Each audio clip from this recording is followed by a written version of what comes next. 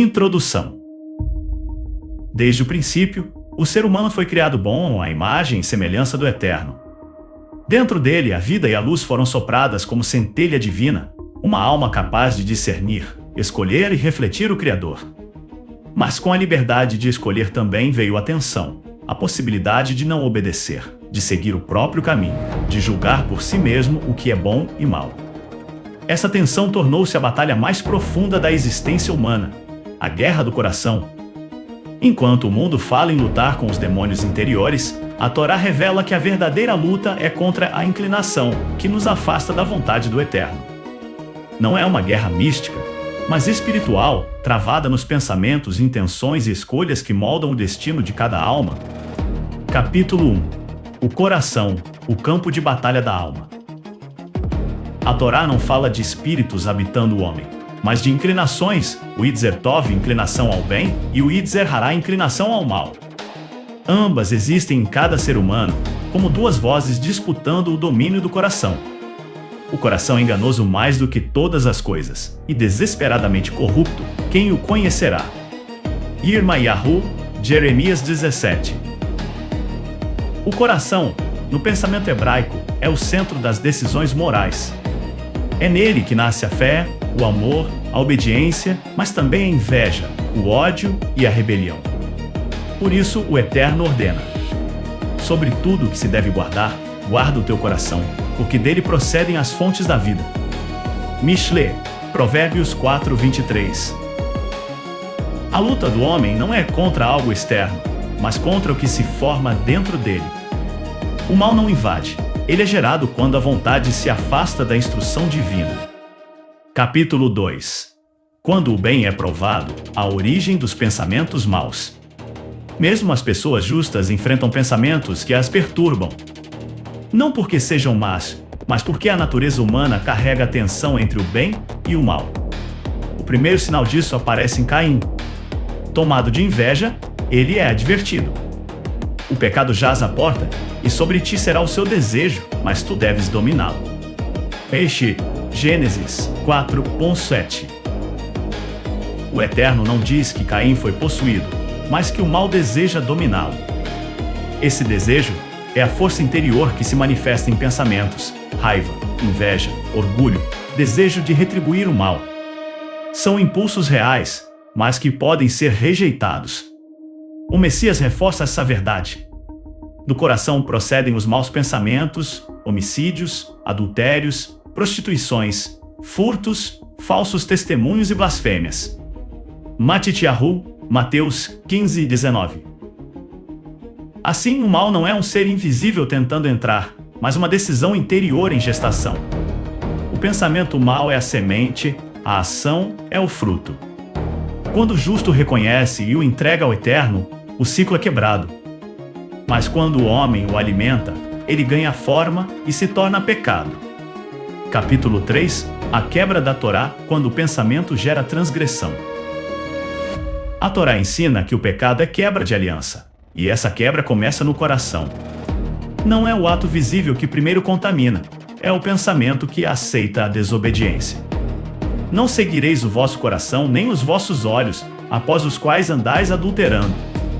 Bamidbar, Números 15:39. A corrupção interior começa quando o homem segue o coração ao invés da Torá. Assim, o pecado se torna uma criação pessoal, uma distorção da verdade. Cada vez que alguém rejeita a instrução divina, forma-se dentro dele uma sombra, um espaço vazio de luz. É esse vazio que o mundo chama de demônio interior, mas que na verdade é o efeito espiritual da desobediência. A Torá é o espelho que revela essa condição. Ela mostra o que está escondido e chama o homem de volta à vida, dizendo: porei diante de ti a vida e o bem, a morte e o mal. Escolhe, pois, a vida. Devarim, Deuteronômio 30:15-19. A pessoa boa que sente o mal em si não deve se culpar, mas discernir. Pois é na escolha diária entre obediência e desejo que a alma se define. Capítulo 4. O caminho da purificação, guardar a mente e o coração. O Eterno não apenas revela o mal, ele ensina como vencê-lo. O caminho é o da purificação, não por rituais, mas por transformação interior. 1. Guardando a mente pela palavra. Estas palavras que hoje te ordeno estarão no teu coração. Devarim 6:6. A repetição da Torá. A meditação e o estudo constante alimentam o espírito e enfraquecem o impulso do mal. 2. Filtrando os olhos e ouvidos.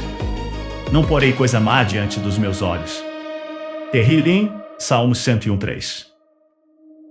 A contaminação começa pelo olhar e pela escuta. Por isso, o justo vigia o que consome.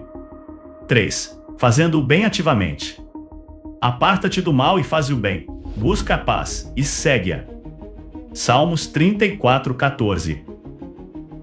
O bem não é passivo, é a ação que substitui o espaço onde o mal antes habitava. 4. Pedindo purificação e renovação. Cria em mim um coração puro, ó Deus, e renova em mim um espírito reto. Tehillim, Salmos 51:10. A pureza do coração não é fruto de força humana, mas da presença do Espírito do Eterno que habita no obediente. É ele que ensina o coração a desejar o que é santo. Conclusão: a verdadeira guerra espiritual. A verdadeira guerra espiritual não acontece fora de nós, mas dentro de nós. Não é uma luta contra seres místicos, mas contra a própria vontade corrompida. O homem bom é aquele que reconhece o mal que tenta nascer em si e o domina.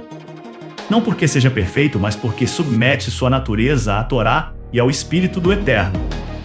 A pessoa que luta assim não está perdida, está sendo lapidada.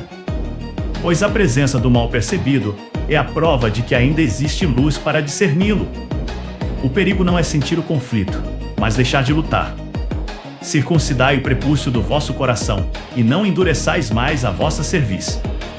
Devarim, Deuteronômio 10:16. Circuncidar o coração é remover o excesso, tudo aquilo que impede a obediência. É o ato mais profundo de guerra interior, cortar o orgulho, a inveja e o desejo desordenado, para que o coração se torne morada da luz. Assim, lutar com os demônios interiores é, na verdade, a santificação do coração. A volta à pureza original, a obediência e a vida que o Eterno soprou no princípio. E quando o homem vence dentro de si, ele se torna um reflexo vivo do próprio Criador, um filho da luz, cujo coração já não produz o mal. Mas a justiça, a verdade e o amor que vem do Eterno